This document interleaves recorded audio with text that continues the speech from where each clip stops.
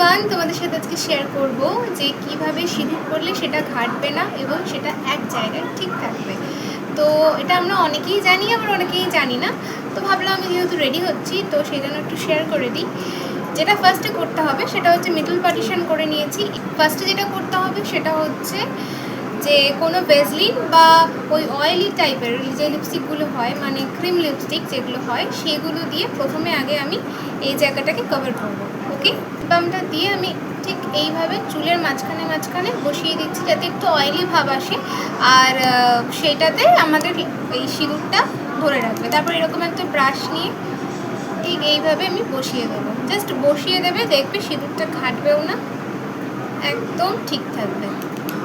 এভাবে পুরো সিঁদুর করাই হয় না। তো না ঘেটেছে না আমার ফ্রন্টে কিছু পড়েছে, একদম যেটা আমি ইউজ করলাম যেভাবে করলাম সেভাবে ডেফিনেটলি ট্রাই করো। আশা করছি তোমাদের যাদের এই সিঁদুর ঘেটে যাওয়ার একটা প্রবলেম থাকে তারা একটু রিলিফ পাবে।